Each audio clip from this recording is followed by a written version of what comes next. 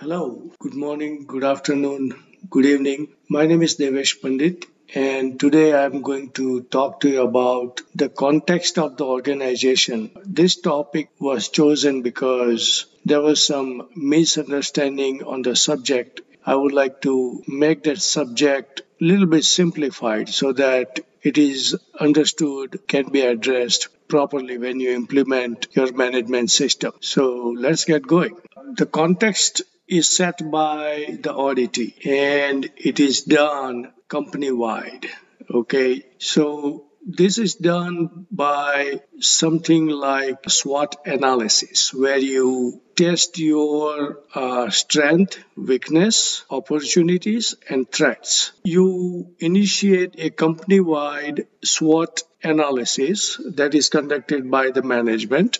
Management takes initiative to do that, where each and every business unit gets engaged. They conduct their own SWOT analysis by the respective business unit leaders, and then they roll it up to the management, and then management looks it up and find out what are the strengths, weakness, opportunities, and threats. Further, if you break it down to departments, each departments conduct their own SWOT analysis. That is done by the department managers. They look at their strengths, weaknesses, opportunities, and threats.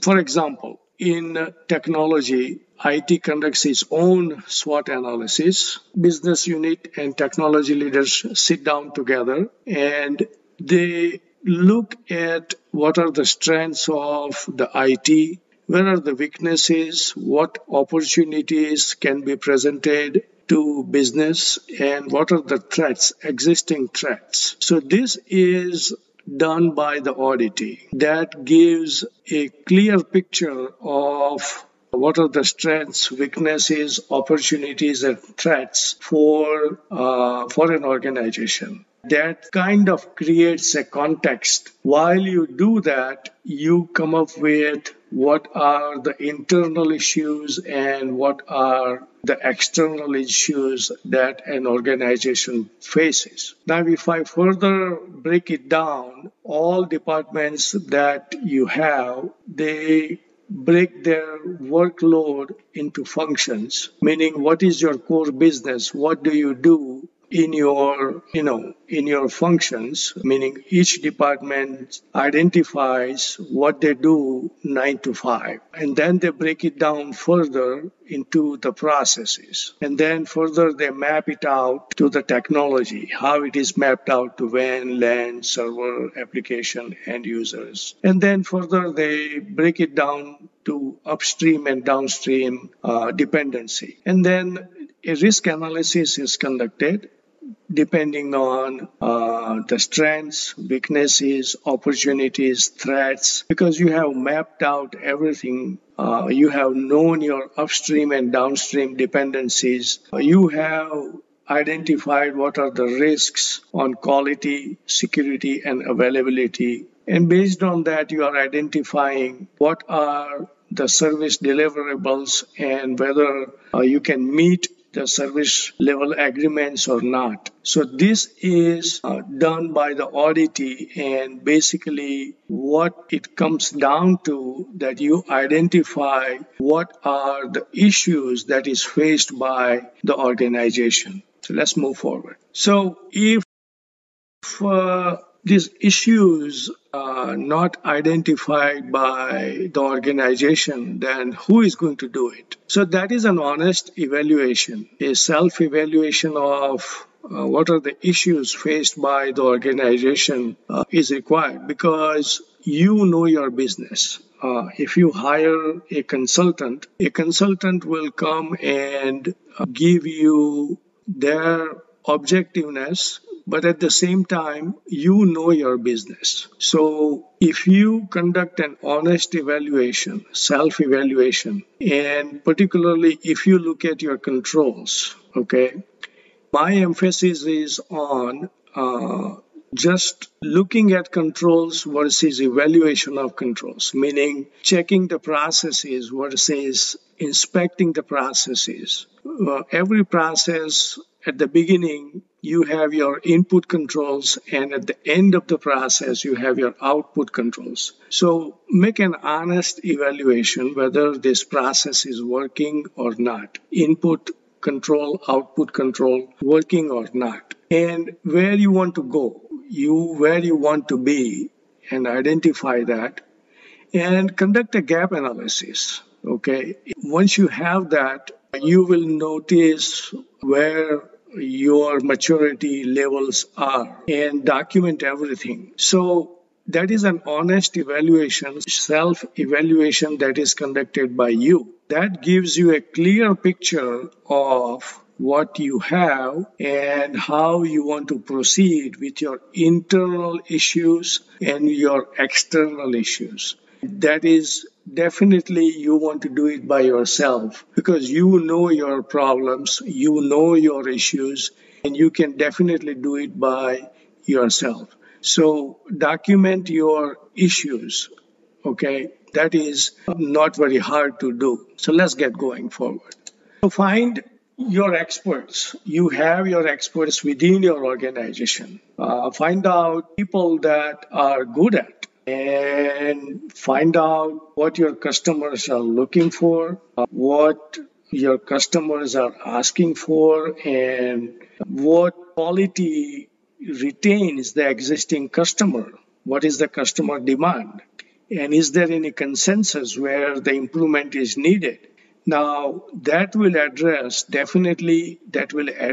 your internal and external issues. So basically, if you do some research internally, it will give you some grasp on the situation, meaning you have to set up your context because you are trying to set up a management system and you have to deal with your issues that you are facing. And this expert in the organizations, those who are doing the jobs on a daily basis, they will tell you because they are good at what they are doing. Your new customers, they are looking for something, they are demanding something new, or the existing quality, that's something that some feature set your customers are. Definitely they love your feature set or whatever they have that you are giving them. So find out where you are succeeding, where you are failing. So these are the points that you can look at and where you can make some improvement. So internal and external issues. So do you have a process where you are checking where your customers are complaining, what your customers are complaining about? Are you documenting the complaints? Are you learning any lessons from them? What improvements your customers are asking for? Are you documenting them? Is there any room for improvement in whatever that you are doing in terms of quality, or it could be a security issue, or it could be an availability issue? So what is that your customers are asking for? If you are not doing something your customers are doing, ask yourself, what can drive you to an extinction? If you are not doing that because your customer are asking for you to do that, and if you are not doing it, if you are not delivering what they are asking for, then they are definitely going to go somewhere else. So point in case is internal and external issues. So this is what we are looking for. What is your customers do not like? What do they hate? So are you capturing this data, right? So if you are capturing this data and if you are tabularizing or if you are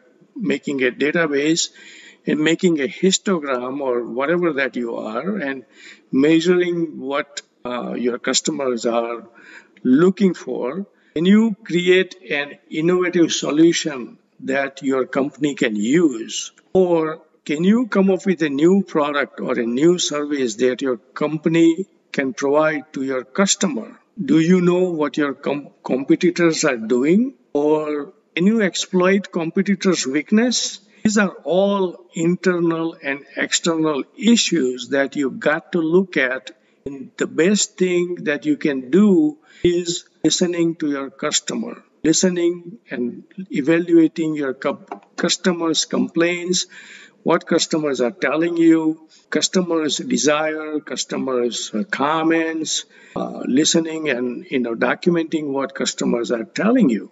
So this could be the internal and external issues that your company might be facing. So that you need to document. All right. So let's talk about what you need to document. Now that you have come up with the issues, you have to document what you are doing already. Maybe there is some room for improvement. Document all the job functions. Document things that are changed. Sorry about my typo here. What I'm trying to say, are you measuring what you do? Are you in the business of improving quality? Do you have inventory of everything? Meaning, do you know what is where? Have you mapped out everything? Do you know what quality and security and availability measures can be provided? If you do not have the inventory, probably you cannot provide the measurements because you do not have the inventory. Do you know your human resources? What are their capabilities? And do you know what they do 9 to 5? Do you know their competence? And do you document your lesson learned? So this is what you need to document, okay? Map it out to your internal and external issues. And once you do that, that will give you some indication on what to do to create a context, all right? So this may give you some idea that you might have to retrain your employees. Some part of your organization may be well trained, and some part of your organization may be doing excellent job, and some part of the organization may not be following your policies, procedures, quality norms, or they might not be following the security or availability procedures. There could be some new employees coming from different schools or different cultures or different experience levels, and they might be suggesting you something. Are you going to make some changes based on what you learn? Are you going to find out that, hey, there is some rising cost based on what you learn? And are you going to find out any reason for this rising cost? Because if you are not paying attention to the rising cost, for example, employee training, all right, and if that is the reason you are finding that there is a rising cost, and if you are not providing employee training, that means you are shying out from providing quality, security, availability, and shying out from providing service level agreements to your customer. And basically, it is going to cost you more. So these are the context that you have to set, and that will result in how you are developing your management system. At the same time, are you meeting any legal, regulatory, or industrial requirements? So are you paying any attention to that day to day or quarterly, or are you attending your industrial focus group or your business partners, and you are meeting with them, and you might be running away from the external issues such as what your competitors are doing. So these are basically the internal and external issues that you look at, and that will formulate the context of the organization. So I have been asked that context of the organization is loosely taken by many organizations, and that is why the implementation of the management systems are poor And once the context is set properly, then all the parts of the management systems are implemented appropriately. So that's all I have for today, and thank you for participating in this webinar. I appreciate your time, and please like, share, and subscribe to our channel on YouTube. And thank you for your time. Thank you. I really appreciate, and have a nice day. Take care.